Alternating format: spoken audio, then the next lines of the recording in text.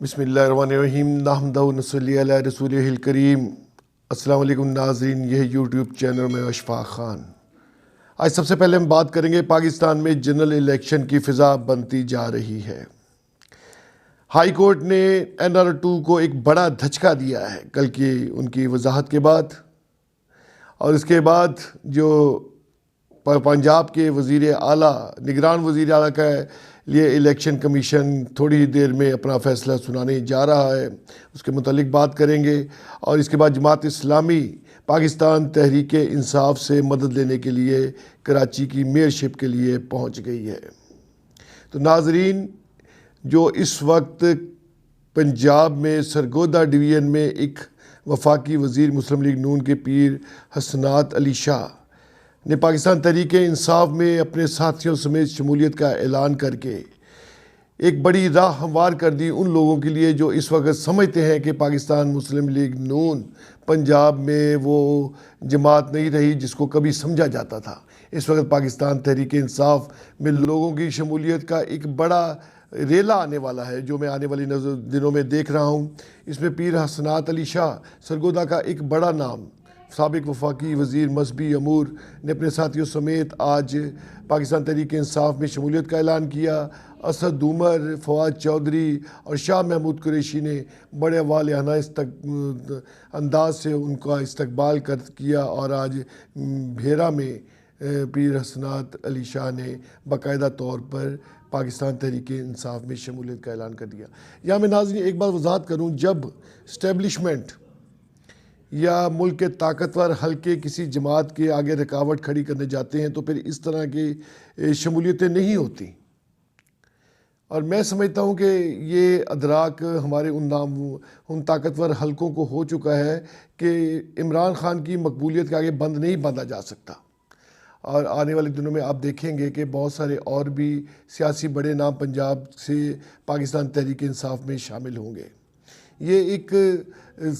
دیوار پہ لکھا ہوا کہ یہ آنے والا الیکشن پاکستان تحریک انصاف کا ہے، اور یہ PDM جو 13 جماعتیں مل کے عمران خان کا راستہ روکنے جا رہی ہیں، وہ نہیں راستہ روک سکیں گی۔ یہ ممکن نہیں ہے کہ عوام کے اس بہاؤ کے آگے کوئی بند باندھنے کی کوشش کی جائے۔ اس لیے اس وقت ایک الیکشن کی فضا بھی بنتی جا رہی ہے، کیونکہ جب یہ شمولیتیں ہوتی ہیں تو یہ اس چیز کا اندیہ ہوتا ہے کہ اس ملک میں الیکشن ہونے جا رہا ہے۔ اور اس کے بعد جو میں آج کی سب سے اہم بات، کل اسلام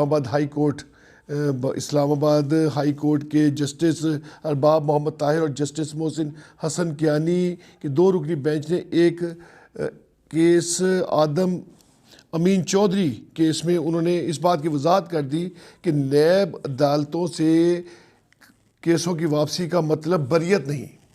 پہلے یہ سمجھا جا رہا تھا کہ اگر نیب عدالتوں سے کیسوں کو واپسی کی جا رہی تو کوئی بریت، آج انہوں نے بڑی یہ وضاحت کر دی کہ وہ بریت نہیں، بلکہ یہ ان عدالتوں کا کام ہے کہ اس کو متعلقہ دوسری عدالتوں میں کیسوں کو شفٹ کیا جائے۔ یہ NR2 کو بڑا دھچکا ہے، اور یہ ایک چیز وضاحت ہو گئی کہ یہ جو نیب میں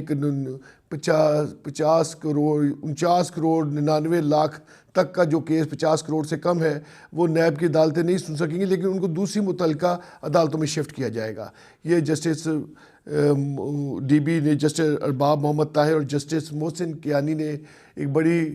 خوبصورت وضاحت کر دی ہے، اور میں سمجھتا ہوں کہ یہ NR2 سے جو لوگ سمجھ رہے تھے کہ ہماری اپنی کرپشن کے کیسوں سے جان چھوٹ گئی، یہ اب وہ دوسری عدالتوں میں کیس شفٹ ہوں گے، اور یہ بڑا کام اسلام آباد ہائی کورٹ نے کیا۔ اور وہ لوگ جو اس وقت اپنی پسند کی قانون سازی کے بعد سمجھ رہے تھے کہ ہم لوگ اس سے جان چھڑوا چکے اپنے کیسوں سے، نیب کے کیسوں سے، انہیں یہ یقیناً یہ وضاحت ان کے لیے انتہائی تکلیف دہ ہے۔ پر ناظرین، جو پنجاب کے نگران وزیر اعلیٰ کے لیے حکومت اور اپوزیشن اور کے دونوں قائد ایوان اور قائد حزب اختلاف نہ متفق ہو سکے کسی ایک نام پر، اور پارلیمانی کمیٹی بھی نہ متفق ہو سکی، اب دو نام حکومت کی طرف سے نوید اکرم چیمہ اور احمد سکھیرا جو کوئی نام بھجوائے گئے، اور جبکہ اپوزیشن PDM کی طرف سے محسن عباس نقوی اور عبدالاحد چیمہ، یہ 2 نام بھجوائے گئے۔ تو اس میں اس وقت جو زیادہ جو الیکشن کمیشن چونکہ پی ڈی ایم کے ساتھ اس کی سب کو انڈرسٹینڈنگ سمجھ آتی ہے کہ محسن عباس نقوی کا نام نگران وزیر اعلیٰ کے طور پہ ایکسپیکٹ کیا جا رہا ہے کہ الیکشن کمیشن انہی کو نگران وزیر اعلیٰ پنجاب مقرر کرے گا، لیکن محسن عباس نقوی کے متعلق مختلف چیزیں سامنے آ رہی ہیں۔ ابھی ایک رپورٹ یہ بھی آئی ہے کہ 2010 میں انہوں نے نیب کو کوئی ادائیگی کی تھی 35 لاکھ روپے کی، اور وہ ڈیمانڈ ڈرافٹ کے ذریعے انہوں نے نیب کو ادائیگی کی تھی۔ اس طرح ان کے بارے میں اور بھی بہت ساری چیزیں سامنے آ رہی ہیں، لیکن ظاہر زرداری کا کہیں پہ ان کو فرنٹ مین بھی کہا جا رہا ہے۔ تو اس وقت کے پی کے میں فوری طور پہ حکومت اور اپوزیشن نے اعظم خان کے نام پہ متفق ہوئے اور فوری انہیں نگران وزیر اعلیٰ مقرر کر دیا گیا۔ تو کیا وجہ ہے کہ پنجاب میں حکومت اور اپوزیشن کسی بھی نام پہ متفق نہیں ہو پا رہے؟ تو اس میں بہت اچھا ایک ہمارے دوست سے تبصرہ کیا کہ پنجاب کا اور کے پی کے کا کلچر کا ڈیفرنس ہے۔ پنجاب میں ہمیشہ یہ کوشش کی جاتی ہے کہ ہم کس طرح اپنی راہوں کو ہموار کیے جائے اور ہر وہ رستہ ڈھونڈنے کے لیے جو میرٹ سے ہٹ کے ہو۔ میں ان حالات میں کہ پنجاب کو اپنے سیاسی کلچر کو بہتر لانے کے لیے یہ انتہائی نامناسب تھا کہ پارلیمانی بورڈ بھی اور قائد ایوان اور اپوزیشن لیڈر اس بات پہ متفق نہیں ہو سکے کہ پنجاب میں انہیں کوئی ایسا متفقہ غیر جانبدار شخص مل جاتا۔ تو یہ ایک بدقسمتی میں سمجھتا ہوں کہ پنجاب کی سیاست کے اندر یہ اس کلچر کو ختم ہونا چاہیے، اور الیکشن کمیشن کو اپنا اس کو غیر جانبدارانہ ثابت کرنے کا ایک ان کا بھرپور وقت ہے کہ وہ ایک ایسا نگران وزیر اعلیٰ مقرر کرے جس پہ کسی قسم کا کوئی ایلیگیشن نہ ہو، کیونکہ الیکشن کو پرولونگ کرنا یا پی ڈی ایم کی کوئی پالیسی کہ اس الیکشن کو جنرل الیکشن اکتوبر تک ہم لے جائیں، لیکن میں سمجھتا ہوں کہ یہ کامیابی نہیں ہو سکے گی، کیونکہ نگران وزیر اعلیٰ کے لیے محسن عباس نقوی کو تو اس کے لیے پرویز الہی صاحب بھی کہہ چکے کہ ہم اس کے لیے کورٹ میں جائیں گے۔ تو الیکشن کمیشن کو اس معاملے بڑی احتیاط سے کام ابھی کچھ ہی لینا چاہیے۔ ابھی کچھ ہی دیر میں وہ یہ فیصلہ کرنے جا رہے ہیں، چاروں ارکان کا الیکشن کمیشن کے بیٹھ کے ان ناموں پہ غور کریں گے۔ تو خدا کرے کہ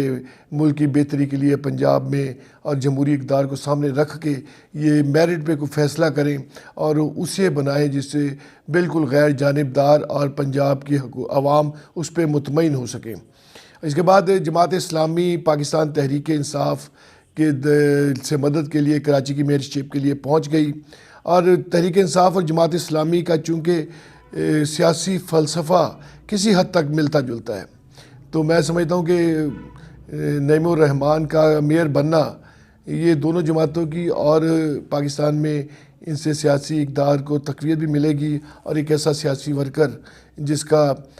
گراس روٹ لیول پہ لوگوں کے ساتھ تعلق ہے، یہ بھی میرٹ کی کامیابی ہوگی۔ نعیم الرحمان کا میئر بننا اور پاکستان تحریک انصاف کا اور جماعت اسلامی کا کراچی میں الحاق ہونا، اور میئرشپ میں اگر وہ مل جل کے ایک کام کریں، کراچی کو ان تمام مسائل سے نکالنے کے لیے اگر سر توڑ کوشش کرے تو کراچی ایک دفعہ پھر روشنیوں کا شہر بن سکتا ہے۔